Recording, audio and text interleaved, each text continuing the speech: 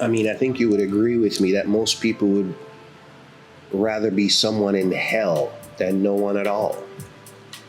Yeah, I'll say that again. Some people would rather be someone in hell than no one at all because they want to be understood, which is also a nuance we have to consider. Hey, hi there, guys. Warren here. How are you guys doing? Welcome back to the channel. If you're new here, welcome to our channel where we question the absurdities of our universe quietly and not in expecting answers because that would be absurd, but more so in an effort to just walk alongside the absurdities and find a way to live a more purposeful and meaningful life. Yeah, that's what we do here. And sometimes we have some fun doing it. But today is book critique day. And critique in the classical sense, not to bash the author or the book, but just to find nuggets, if there are any, that I think that relates to us. And the book that we're going to talk about today, or the characters of the book, are from The Wager by David Grann, and the title is The Wager, A Tale of Shipwreck, Mutiny, and Murder. And no spoiler alerts, because I'm not going to give anything away. What I want to talk about is the human condition, because just like the title says, shipwreck, mutiny, and murder, that's pretty much what it's about. But the author writes it. I think there are other books similar to it about true life, human will to survive, or I should say the human will to survive, and that includes the things they'll do to do that. So there are other books about that, but I think this one, for me, focused on the human condition within the will to survive and the things we focus on, which brings me to the topic really that I want to talk about, or the question that has been bugging me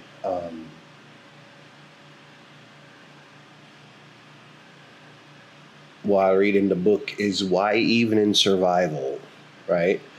Why even in survival do we still cling? Do we still cling and search for and protect hierarchy and legacy, even in survival? And one spoiler alert, their condition forced them into cannibalism, right? Which give you some context. So even in survival, we still cling to hierarchies and legacies and ranks. And I want to talk about it, I think, in three contexts, or in three areas: philosophy, human behavior, and meaning, because as we talk, it will make sense. And then evolutionary psychology, science, because I think they're important there. But I mean, think of a couple of philosophers come to mind. Think of Rousseau and Hobbes, right? Hobbes versus Rousseau. Hobbes would say humans are driven by survival and self-interest. Rousseau would say, yep, I agree, but society shapes us too. But something deeper still remains, right? I think that would be their argument. And the reason I chose those two is because identity doesn't disappear because we're under pressure. I think it reveals it. And you'll see that if you choose to read the book. And I think that that's part of what I noticed, is that it doesn't disappear. You would think it would, but it doesn't.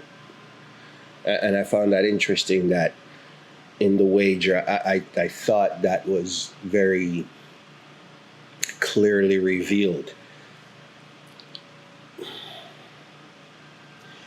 But here's the synthesis, I think, between Rousseau's thinking and Hobbes's, right?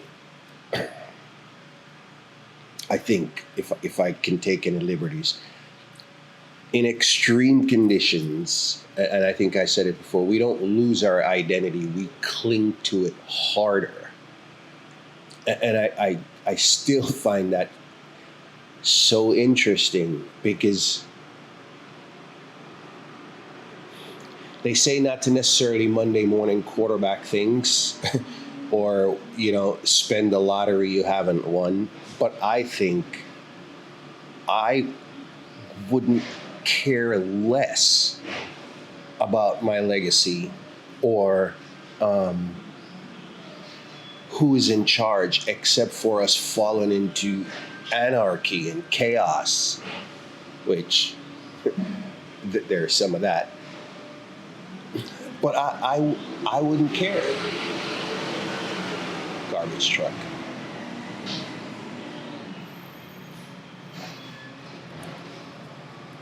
Bear with me.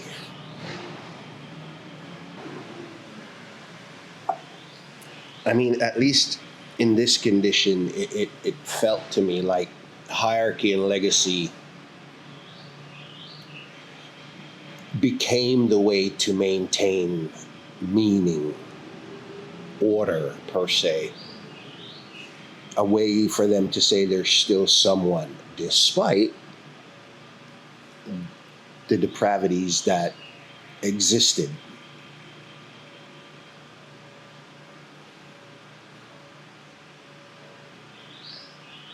Even when everything is stripped away. And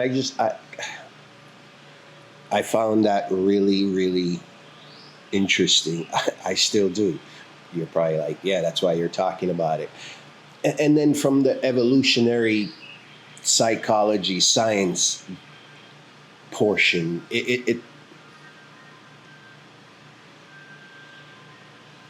we see that today. Status is survival, or status is a survival mechanism for some, not for all. Not just a social preference, but a survival mechanism. I mean, we evolved in groups where status equaled access to resources. Still see some of that today. And hierarchy equal survival advantage. Still see some of that today. So I guess, again, these things are at play, but from Warren's humble perspective, I say that from the Monday morning quarterback's perspective and second guessing those who have been through things. And I think I'm going to do an episode when I'm finished with War, which is what I'm reading now, on being in the room. So I'm not going to speak from any other person's perspective but mine. I know I'm Monday morning quarterbacking it, but I just I don't know. I mean, even when resources collapse,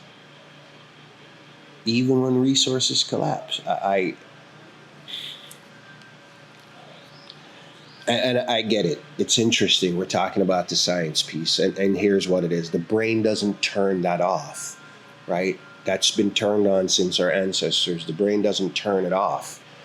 So even in depravity, deprivation, even in those circumstances, people still track rank, right? But we do. protect reputation, and that one matters. That one matters. Maybe not in the extremes like the wager and being shipwrecked, but it matters. It matters, and people still assert position, which you will find a lot of. I found some of it actually comical, and I think this is because deep down, status once meant survival to our ancestors, and the brain still treats it that way. It has to. It's the brain. That's how we're wired. I often say that it doesn't mean there is anything wrong with us. It just means it's how we're wired, and some of us deal with those things a little differently, and some of us don't, which is what makes us uniquely humans.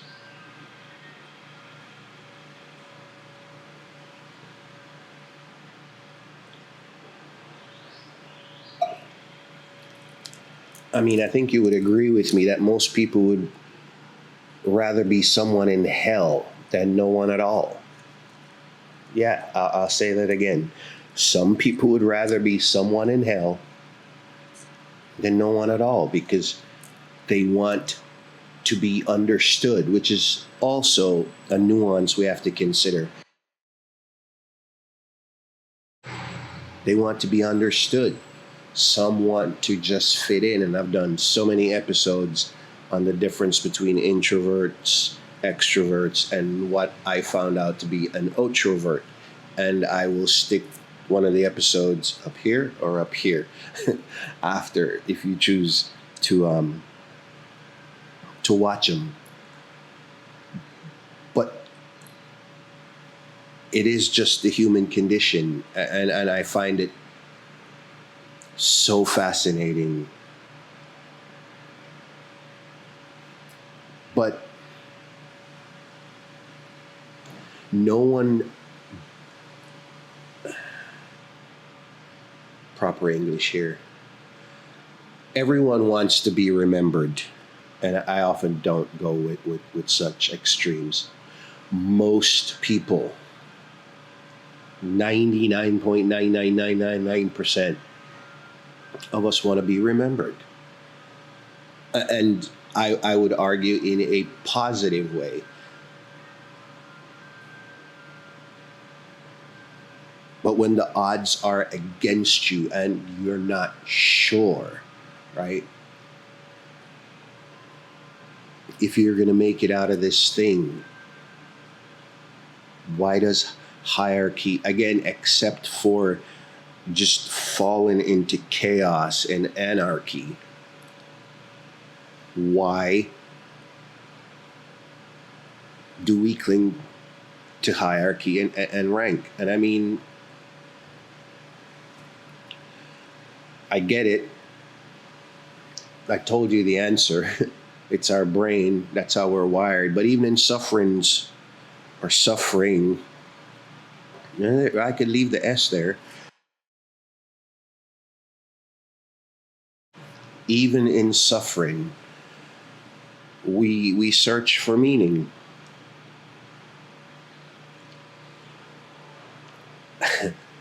As absurd as that is, right?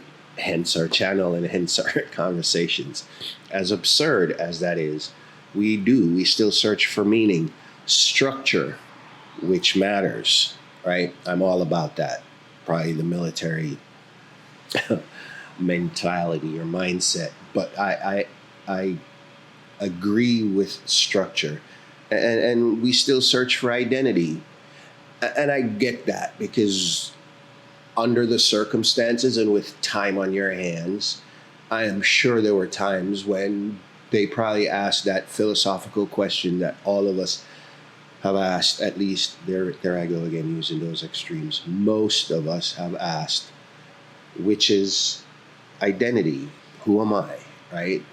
And so I get that, but and I suspect I get meaning too. You know, with time, a lot of it on your hands. It kind of reminds me of Viktor Frankl, Holocaust survivor and author, and many other things. Humans can endure almost anything, and he should know. And I don't mean to be coy. He should know.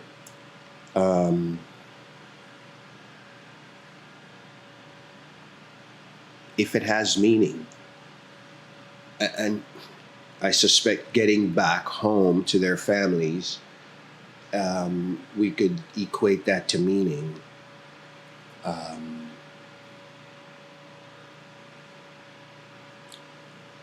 But Victor says endure anything.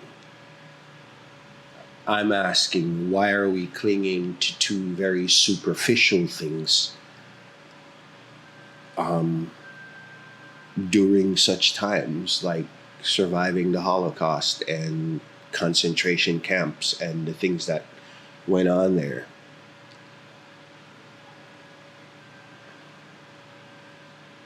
And I think I'm asking because when hierarchy and legacy become a psychological anchor,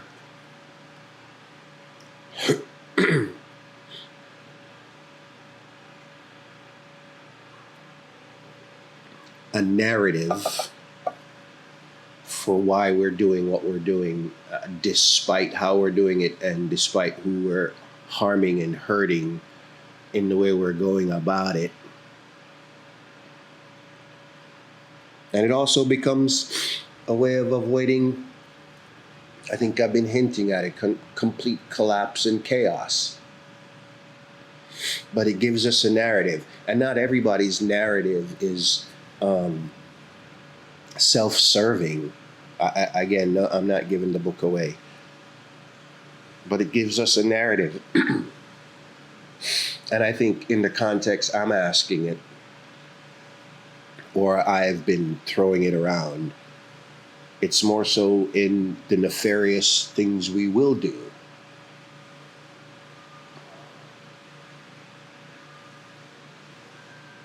Because I get it. I get it. Total loss isn't just physical, it's existential. I get that. Or so our brain thinks. And that is why we will carry out one of, or would I say any of the characters had all three of the dark triads: narcissistic, the Machiavellian, and the psychopath? No, but a lot of them had two of them. A lot of them had two of them. But it brings out a lot. It shows a lot about us. It reveals who we really are, you know. Doesn't disappear because we're under pressure. Our true identity, that is. It doesn't disappear because we're under pressure. It just reveals itself. But I think that the dark triad traits were clearly evident. The narcissist who will use all power plays to get their way, and doesn't matter whose toe they step on to do it, and everything is about them, and when it's not, they blame everybody else. And then the Machiavellian will just use all necessary resources and exploit people, gaslighting, to get their way, very similar to the narcissist. And I often argue that to be in a leadership position, you have to have a semblance of at least one of those two. The psychopath, they say if you cross over and have all three, you're too far gone. But I think in a leadership position, you have to have at least one. And then, of course, the psychopath. I didn't define the psychopath. They just don't care about humans. They don't care about your feelings. They don't care about your emotions. They don't care about your physical existence. They don't care. So, in my opinion, I don't think the third one existed in the characters. But it's just interesting to me, and I wanted to share that with you. The book is a good read. It's an easy read, I'd say, undisturbed. A couple of days. For fast readers, maybe a couple hours. I dove a little deeper because I wanted to talk about that, because I noticed that throughout the book. But it's an easy read, and David Grann has written several really good books. As a matter of fact, so I don't mess it up, he's the New York Times bestselling author of Killers of the Flower Moon, which I read and actually watched the movie. There was a series on Netflix, I think, about that one too. Yeah. The Lost City of Z. But good, easy read. But yes, wanted to share that with you and throw that around. I'd love your comments on what you think if you've read the book. And even after, you can come back. You can revisit the video. I'm not going to take it down or throw it out. So I would love your comments and, yeah, what you think about that. So until our next conversation, you be good out there. Take care of yourselves. Take care of each other. That one's important. Hint, hint. Take care of each other. And we'll talk again soon. I'll see you.